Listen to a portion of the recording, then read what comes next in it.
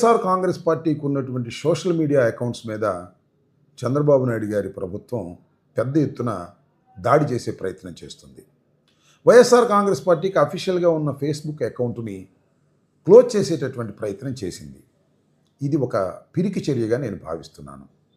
YSR Congress party ఈ రాష్ట్రంలో జరుగుతున్నటువంటి అన్యాయాలను, అక్రమాలను, తెలుగుదేశం ప్రభుత్వం చేస్తున్నటువంటి దోపిడీ విధానాలను, లేదా తెలుగుదేశం పార్టీకి చెందినటువంటి ఎంపీలు, ఎమ్మెల్యేలు చేస్తున్న అరాచకాలను ఎప్పటికప్పుడు ప్రజల దృష్టికి తీసుకువెళ్ళటానికి రెగ్యులర్ మీడియాతో పాటుగా సోషల్ మీడియాను కూడా ఉపయోగించుకుంటుంది. ఇది సహజమైనటువంటి అంశం ప్రజాస్వామ్యంలో.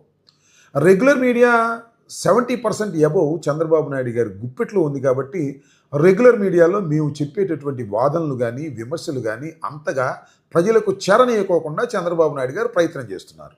సోషల్ మీడియా అలా కాదు. సోషల్ మీడియా ప్లాట్ఫామ్స్ మీద మేము చేసేటటువంటి ప్రతి విమర్శ కానీ, ప్రసంగం కానీ ప్రజల మధ్యకు వెళుతుంది. దాన్ని ఏదో ఒక విధంగా అడ్డుకోవాలనేటువంటి ఒక విష ప్రయత్నాన్ని చంద్రబాబు నాయుడు గారు చేస్తున్నారు. దానికి పోలీస్ వ్యవస్థను అడ్డం పెట్టుకొని వారి చేత కంప్లైంట్ ఇప్పించి మా అకౌంట్స్ని క్లోజ్ చేసేటటువంటి ప్రయత్నం చేస్తున్నారు. ఇది ప్రజాస్వామ్యంలో చాలా దురదృష్టకరమైనటువంటి ప్రయత్నం. ఇంకో మాట చెప్పాలంటే ఇది భావ ప్రకటన స్వేచ్ఛ మీద జరుగుతున్న దాడిగా మనం భావించాలి. మేము అనేకమైన విమర్శలు చేస్తాం. ఆ విమర్శలు సద్విమర్శలా లేక సద్విమర్శలు కాదా అని నిర్ణయించవలసింది ప్రభుత్వాలు కావు. ఖచ్చితంగా ప్రజలు నిర్ణయించాలి. ప్రజలకు చేరవేయాలి. ప్రజలకు చేరవేసేటటువంటి ప్రయత్నం మేము చేస్తుంటే అవి తప్పుడు ప్రచారాన్ని చెప్పడానికి మీరెవరని చంద్రబాబు నాయుడు గారిని అడుగుతా ఉన్నా. ఇది ఒక విధంగా చెప్పాలంటే ప్రజాస్వామ్యం మీద దాడి. ఇది ఖచ్చితంగా వైఎస్ఆర్ కాంగ్రెస్ పార్టీ మీద మాత్రమే దాడిని భావించకండి. ఇది ప్రజాస్వామ్యం మీద దాడిగా భావించవలసినటువంటి అవసరం ఉందని ఈ సందర్భంగా నేను చెబుతున్నాను. ప్రతిపక్ష స్వరాన్ని అణిచివేయటానికి అధికార దుర్వినియోగానికి పాల్పడుతున్నారు అని కూడా అంటారు. సోషల్ మీడియా మీద ఆంక్షలు ప్రజాస్వామ్య విరుద్ధం. ప్రభుత్వ వైఫల్యాలను బయట పెడుతుంటే కక్షపూరితంగా మా అకౌంట్స్ని క్లోజ్ చేస్తున్నారని కూడా అంటారు.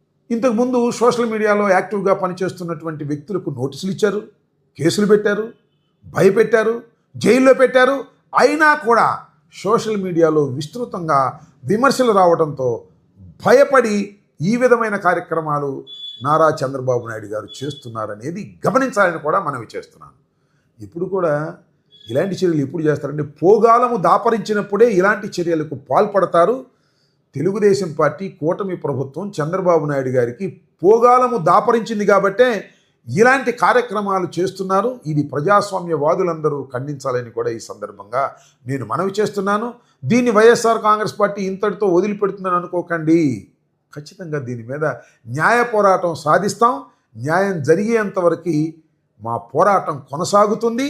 దీనిలో ఏ విధమైన సందేహము లేదని ఈ సందర్భంగా నేను చెప్పదలుచుకున్నాను.